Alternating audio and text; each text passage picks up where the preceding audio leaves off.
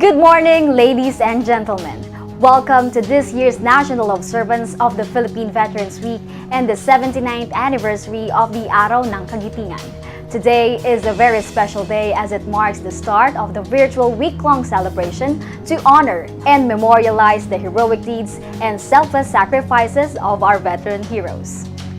Today, we will commemorate the Sunrise Wreath-laying Ceremony, a combination of three events traditionally commemorated on April 5th: Sunrise Ceremony, Wreath-laying Ceremony, and Review in honor of the veterans, capturing each ceremony's objective and essence.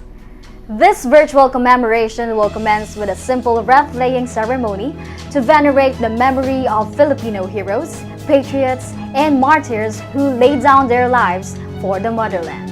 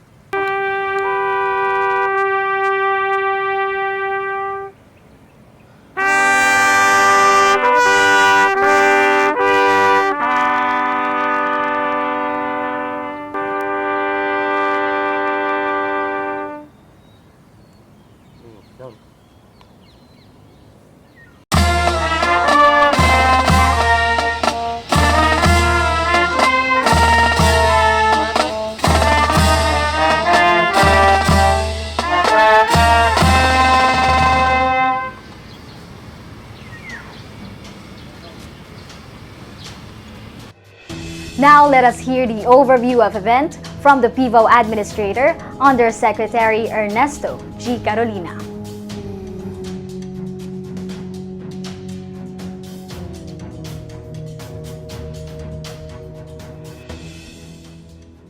Sa ating mga veterano, mga kababayan, magandang umaga sa inyong lahat. It is with great honor that I warmly welcome everyone to the Sunrise Wreath-laying Ceremony for the 2021 Philippine Veterans Week. As we start this week-long observance, allow me first to take this opportunity to thank each one of you for consistently giving your time and support to meaningful activities that pay tribute to our war veterans. Pursuant to Presidential Proclamation Number 466, April 5 to 11 of every year has been declared as Philippine Veterans Week. Since then, every 5th of April, veterans, soldiers, the young and old, gather at the break of dawn at the tomb of the unknown soldier at the libingan ng mga bayani to pay tribute to the heroes who defended our freedom. In the previous years, we welcomed hundreds of people at the symbolic tomb to honor our heroes. We watched as both veterans and the youth, the future defenders of our country, come together to offer flowers in honor of every soldier who fought for our country. We witnessed the rising of the sun over the heroes' cemetery, heralding the coming of a new dawn of hope for our countrymen and signaling the start of the Philippine Veterans Week. But now, as we are confronted with the COVID-19 pandemic, physical gatherings are subdued and our veterans who are most vulnerable are advised to stay home. As such, the Araw ng Kagitingan and Philippine Veterans Week Technical Committee thought of safer ways to conduct our commemorations and decided to hold the activities virtually using various social media platforms. With this year's theme, Kagitingan ay gawing gabay, pandemya ay mapagtatagumpayan. The observance serves as a reminder for all of us that just like our veterans, we too can overcome every crisis through sheer courage and determination. At this point, allow me to share this line from Dr. Jose Rizal's Noli Me Tangere. And I quote, "I die without seeing dawn's light shining on my country. You who will see it, welcome it for me. Don't forget those who fell during the nighttime." Unquote. Again, welcome to the Sunrise Ceremony and opening of the annual observance of Veterans Week and Araw ng Kagitingan. Mabuhay ang mga veterano, mabuhay ang Pilipinas. Maraming salamat at muli, magandang umaga sa inyong lahat. Thank you so much, Yusek Carolina. We now understand what this event is all about. To render a special message, let us now have the Chairperson and CEO of National Youth Commission, Mr. Ryan R. Enriquez.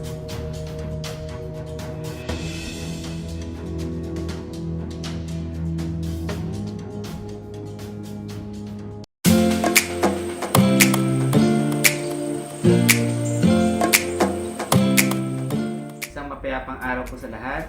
Nais ko pong bigyan ng pagsaludo ang mga veteranong nagsilbing tagapagtanggol sa kalayaan ng bansa sa nakaraang ikalawang digmaang pandaigdig. Higit kailanman ay hindi mapapantayan ang mga sakripisyo at pagpupunyagi makamit lamang ang kalayaan mula sa mga kalaban. Kung noon ay sumagupa sila sa armadong labanan na may halong hirap ng katawan, kalungkutan dahil napilitan silang mawalay sa kanilang pamilya. Nakaranas ng gutom at uhaw ng pagmamalupit at pagmamalabis ng mga sundalong banyaga. Kahit himay-himayin pa ang buto at laman ng bawat Pilipino, ay hindi kayang pantayan ang kadakilaan ng ating mga veterano. Ngayong panahon ng pandemya at Semana Santa, nawa ay pagnilayan natin ang hindi mapapantayang sakripisyo, pakikihamok sa karapatan at pagtitiis na mawalay sa pamilya. Hindi ito madaling gawin, subalit na sa atin sa kasalukuyang panahon ang hamon kung paano natin lalabanan ng buong tapang ang pandemya. Halika pang sagka sa isang mapayapang pamumuhay. Hindi ito panahon ng tunggalian, pagkos tayong lahat ay may mahalagang papel na gagampanan upang maisadiwa ang pagpupunyagi ng ating mga veterano na halos nasa takip-silim ng kanilang buhay. Huwag natin silang bituin. Ipakita natin ang pagpapahalaga sa kanilang ginagampanang mga tungkulin habang maririnig pa nila ang bawat salitang ating sinasambit. Patuloy natin pagkukulan sila ng paggalang, pag-unawa at pagmamahal.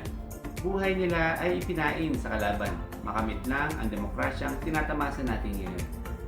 Nagpupugay po ang inyong lingkod Ryan Enriquez, 10 na aking mga kasamaan sa National Youth Commission, sa inyong inambag para makamit ang kalayaang inaasam-asam ng aming mga magulang.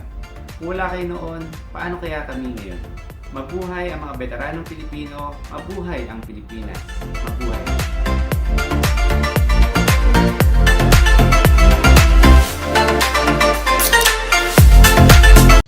Up next is a special message from the Veterans Federation of the Philippines President, Dr. Cesar P. Pobre.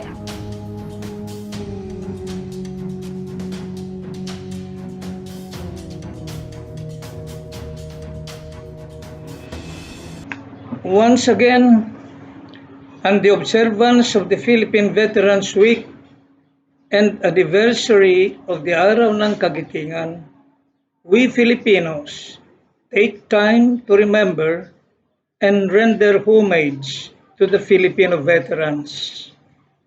We do so in reverence to their patriotic sacrifices, heroic deeds, and martyrdom to the cause of freedom of the motherland. We do so in deep appreciation of their ability to carry on the Filipino fighting tradition of valor and fortitude. We do so in great respect for their resilience and spontaneous resolve to resist with a vengeance those who dare trample the country's shore, come what may, no matter the cost. But observance of Veterans Week and Araw ng Kagitingan is not to be done only as a ritual for ritual's sake. Rather, it has to be made more meaningful, and this we can do by taking the observance as a warning to us Filipinos to be prepared to defend ourselves against any aggressor. For if we cannot defend ourselves, who else will?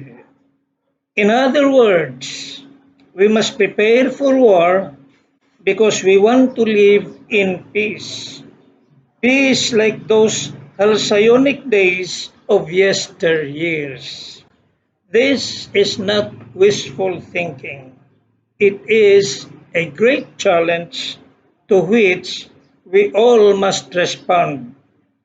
And the time is now. That is Dr. Cesar Pobre for his special message.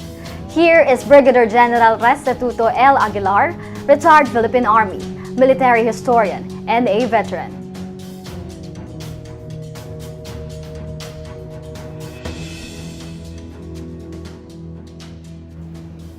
Happy Easter and a pleasant Veterans Week to everyone. Today, we celebrate this special event, the Sunrise and Wreath-laying Ceremonies. It is a merger of pre-pandemic, traditionally held Veterans Week-related events and done on the 5th of April each year. This is to honor and take pride in remembering the bravery and selfless sacrifices displayed by our veterans during the most difficult moments in our history. We are here as a grateful nation and people, although virtually, to express our immense gratitude for their sacrifices in winning the freedom that we enjoy today. During the war, our veterans battled not only battlefield-hardened aggressors, but also disease, hunger, and fatigue. They, however, remained steadfast and unwavering in their strong faith and solemn belief in the defense of freedom and democracy. Their patriotism deserves our highest recognition and perpetual respect. The blood, sweat, and tears that were shed by Filipinos and American forces who fought side by side to regain our freedom have since become the cornerstone of our democratic way of life. Therefore, let us make this special ceremony as a fitting tribute to the gallantry of the hundreds of thousands of troops who took part in the historic battles, and also to our loyal citizens who supported them all the way.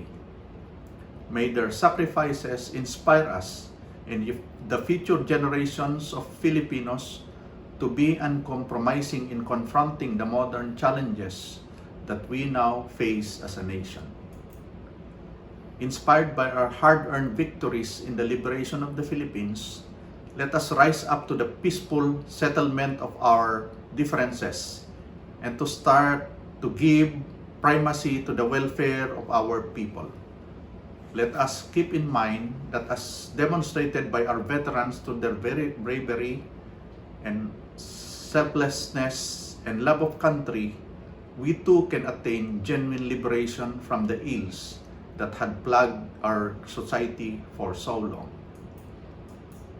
Now, as a country continues its battle against the pandemic, may this occasion serve as a reminder for us to face every challenge with courage and fortitude, the same way our heroes did during the Second World War. The role of our veterans during the invasion and in the liberation of the Philippines must never be forgotten. Their sacrifices must not be tainted with apathy. Rather, their wartime struggle must serve as inspiration for us to overcome difficulties in life as a people. As a post-war veteran, I join my comrades and our countrymen in saluting our World War II heroes who valiantly fought and sacrificed their lives and limbs for our country's sake.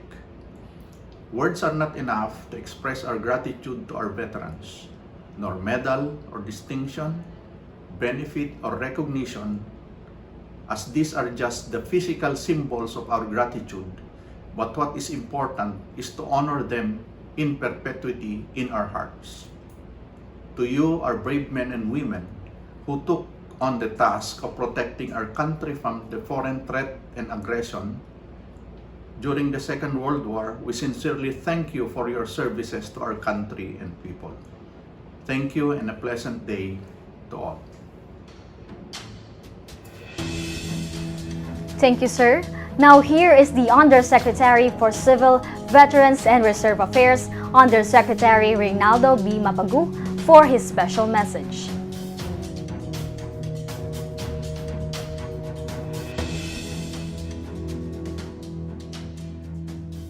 To our living World War II veterans, Secretary Delphine N. Lorenzana, Secretary of National Defense, Mayor of Taguig City, Colonel Cesar P. Pobre, retired, Acting President of the Veterans Federation of the Philippines, Undersecretary Ernesto G. Carolina, Administrator of the Philippine Veterans Affairs Office, Director Restituto L. Aguilar, Executive Director of the National Historical Commission of the Philippines, Chairperson Ryan Enriquez of the National Youth Commission, Lieutenant General Jose C. Faustino Jr., Commanding General, Philippine Army, the families of our World War II veterans, fellow workers in government, all our distinguished guests, and online viewers here in the Philippines and abroad, especially the students and the youth, a pleasant good morning.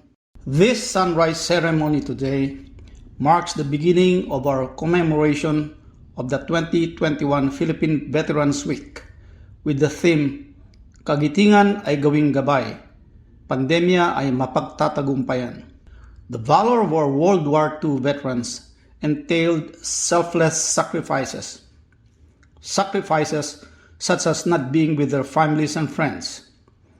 Sacrifices such as not experiencing the time of their lives, their youth, a peaceful life. Sacrifices because of their love for the country. Today, we also make sacrifices in our fight against the COVID-19 pandemic. We are restricted from seeing our friends and families. We're restricted from going to places where we can have the time of our lives or make meaningful memories with our families and friends. All of this in support to the government's efforts to fight the pandemic. Our sacrifices, however, are small compared to that of our World War II veterans. Our World War II veterans fought in a bloody war that claimed the lives of millions of Filipinos, soldiers and civilians alike. It is our collective duty to ensure that their legacy remain alive. The COVID-19 pandemic, however, has provided both challenges and opportunities in pursuing our effort to instill the legacy of our veterans in the national consciousness. Since last year, the Philippine Veterans Affairs Office, led by Undersecretary Ernesto G. Carolina, has instigated the conduct of virtual tours in various military shrines around the country. Such virtual tours can be used by our educational institutions to teach the younger generations of Filipinos about the heroism of our World War II veterans. Today, we are combining in one program 3 commemorative events traditionally held on the 5th day of April: the Sunrise Ceremony, the Wreath-laying Ceremony, and the review in honor of the veterans. Through the use of technology, this virtual ceremony is viewed through the different online platforms such as Facebook. In this way, while we are not physically gathered at the libingan ng mga bayani, we are reaching a far wider audience not only in the Philippines but also abroad. This provides an opportunity for our veterans abroad, including their families and friends, to witness commemoration rites being conducted here in the Philippines amidst the pandemic. We have never forgotten, and we will never forget. We will always remember the sacrifices, hardships, and bravery of the Filipinos who fought against the Japanese invaders during the Second World War. May their sacrifices and their love for our country be our guide against the adversities we are facing today. May the courage of our World War II veterans reminds us to become fearless and steadfast in maintaining peace and sovereignty in our country. Moreover, let us all heal as one. To all veterans of World War II, my snappiest salute. Thank you and mabuhay. Thank you, Yusek Mapagu. Our guest of honor and speaker for this virtual Sunrise Wreath-laying Ceremony, Secretary of National Defense, Secretary Delphine and Lorenzana.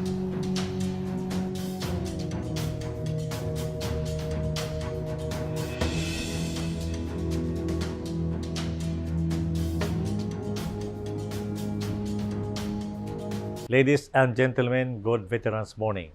I am honored to join the Filipino veterans community and the entire nation as we commence this year's Philippine Veterans Week with this symbolic sunrise ceremony.